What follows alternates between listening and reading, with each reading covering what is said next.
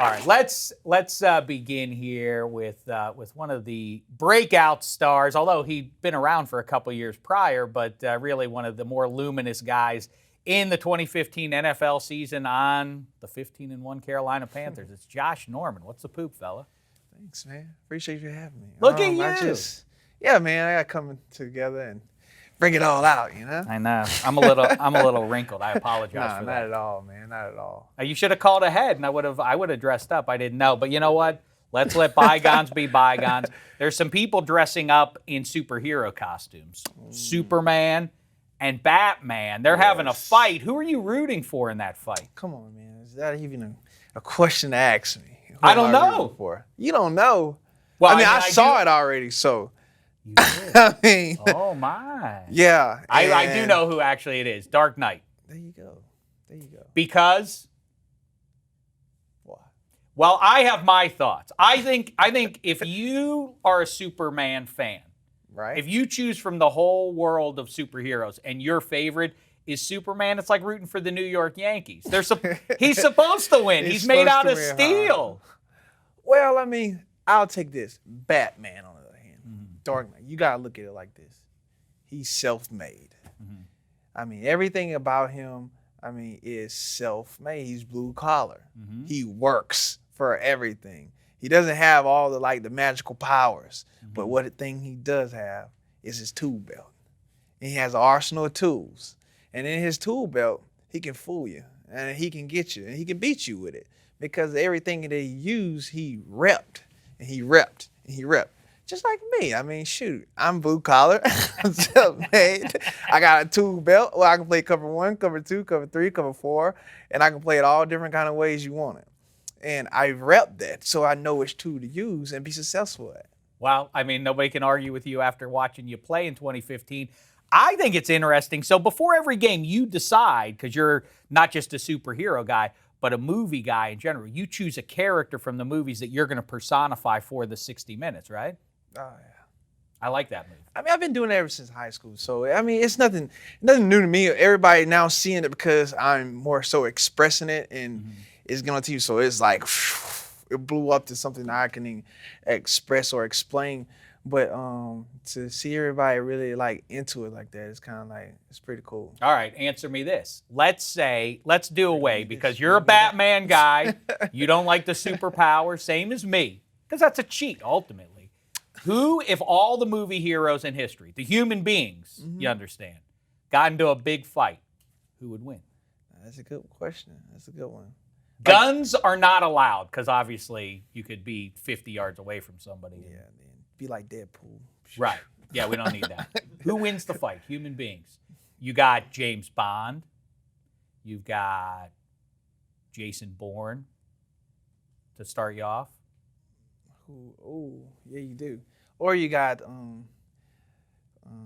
Neeson. Oh, Neeson. yeah. Liam Neeson. From Taken. Taken. He's old, though. But he's still you got to think about it. He's still human. What about the guy from Transport 3? Oh, yes. Statham. I mean. Yeah, he's a bad dude. What about Beatrix Kiddo from Kill Bill? Ooh, if she gets her Hattori Hanzo now. sword, I don't know anybody. You're probably done with that if she gets her sword thing and does the whole No, but then again, you gotta look at it. Can we go back in the day and put Jean-Claude Van Damme? If you'd like to, I'm gonna allow it, Josh Norman. Sweet, because I think that guy right there is. All right. Let's talk about this now. You are in the midst of, I don't want to bring up any, whatever. It's not a kerfuffle. I've heard the Panthers. I saw Dave Gettleman saying he's talked to you about this whole franchise tag business. My name's Dave, too. You can just tell me like I'm Dave Gettleman. You know what? That's not even good enough. Let's do this here. Pretend that this is the Carolina Panthers rep. I'm not even here. Pretend say what you have to say and pretend the cameras aren't even here. Wow, really? Yeah, go ahead. What are you doing here, little kitty cat? Nice. Making peace. I like that. That's nice. Yeah, I am. You're friends peace. Ultimately, yeah, right? We are friends. And I would like to be your friend for a lifetime, only if you would have me. That's very nice. Well, while we're doing this, I got this guy too. He's a Bronco. If you have any hard feelings that you want to pass along, you can do that. You don't want a round 2 Bronco. No, you don't. You don't want that. Now, before the Super Bowl at media night, I spoke with you. You were surrounded by hundreds of people, literally. You were holding court, and it was fascinating stuff, legitimately, because you were thoughtful about. Yeah, I could tell you were very present in the moment. You were enjoying it. And you were having fun at the same time. I asked you a question, though, about this whole business, about this, if no one outside, you, the Panthers, and the Broncos both kept going all season long about no one outside our locker room believes in us. I asked you about that, and take a look at how you responded to that. Should I believe in the Panthers or should I believe in the Broncos? Man, it really don't matter, man. It's kind of how you want to spin it. I believe in you. So what? Who cares? I said to you, I want you to know, maybe the whole world doesn't believe in you. I said, I believe in you, Josh Norman. And you said, who cares, so what? That hurt my feeling. I now am going back to not believing in you because it seems like you're more comfortable with that. Is that true? That's not true. I say this. Believe in what you want to. Believe in that. If you believe in us, believe in us. You don't continue not to believe in us, you're going to make a believer out of you. That's kind of my whole MO. Don't go switching and jumping the fence now. I got you. I see where you're coming from. Don't do that, because you do that, you just like pointing yourself out. It's like a big red flag. Hey, I'm a bull. I don't know what I'm talking about. Like, don't be that guy. Like, be somebody that's like legit, original, fresh. Can I tell you something? I was on the Carolina Panthers bandwagon very early. I don't need to be kicked off as a Johnny-come-lately. I was in on this all the way. I saw you block the shot in the charity game. You've gotten a lot of run for that in the digital space there. One, could you do that to Cam Newton? Yeah. You could block your shot. Pretty much anybody who try to come and test me like that. Mm-hmm. I mean, he ran up there and 1-2, like, tried to, yam on me like back in the day, Vince Carter type stuff. I'm like, dude, no way. It's about to happen. And I'm sitting here like, you must don't see me. So sometimes you just got to, go out there and put down your foot and be like, nah.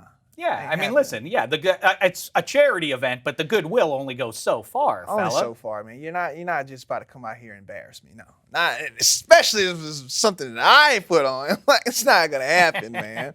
So I take it as sign up. Let me show you something else. Why number 24? Well, number 24 was, it chose me. I didn't choose it. Is that right? So they just gave it to you when you walked in the locker room. Well, actually, it started back from college.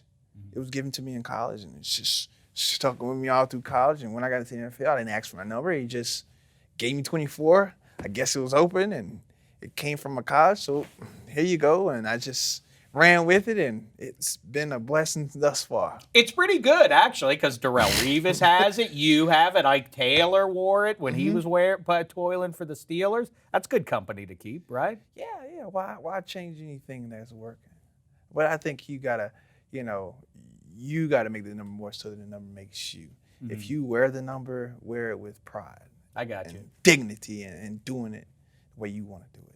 I like your way. You have a way because you got an intensity, but you got a mirth about you as well, It's rare.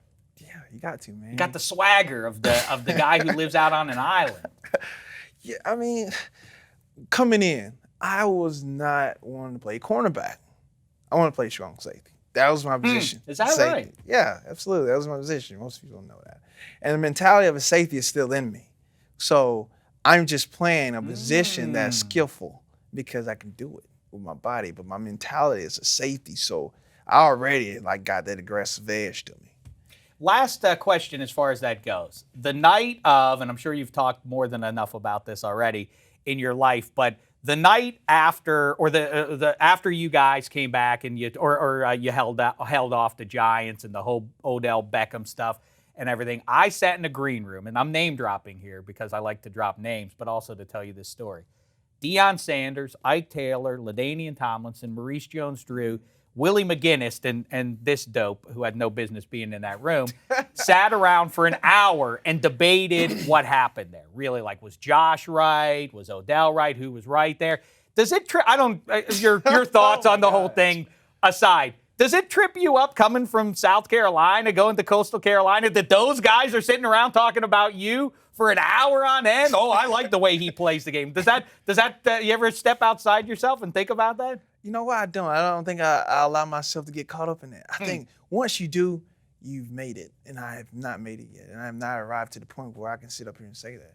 And I feel as if they do talk about me about that, the best compliment I did have, the best compliment, is when I had one of the Hall of Famers come up to me and was like, "You play the game the way it's supposed to be played. You play it the way we played it back in the day." And for me, that's like everything, like, because that's kind of like how I model myself. Like, I think the Mel Blunts, guys like that who really played the game in the kind of like physical way. And I know like Bob Sanders wasn't back then, but like when he was playing, you know, I kind of like mimic that in a way because I was a strong safety. But then I started becoming a corner. I started to look at, you know, like I said earlier, Mel Blunt and the guys from the past and how they used to do things, man. And it was just amazing how, you know, you get that kind of love from, you know, the Hall of Famer guys like that. And Dion and all the guys go in there and they talk about that. And that's kind of my mentality. And that's how I like to play the game. Well, I mean, like I say, a thoughtful guy and a fun guy to watch. Love the gallop into the end zone after you get the man. Don't stop doing that. Don't let the league come down on you. They are. You get out of here too. That must hurt because you like riding horses to lose in the. That's. I don't know why I even brought that up. Yeah, it was this crazy kind of combination you just made. I shouldn't have done that. I feel bad. Otherwise, though, it was a great time. Hey, have fun, Josh Norman, and good luck, and have a good, healthy 2016. Yeah, absolutely, man. Hopefully, it'll be better than 2015. It'll be hard to beat that, but you have one more Whatever, game, man. We'll make it Whatever, there. man. Right, I got to get that deal. There he goes. Josh Norman.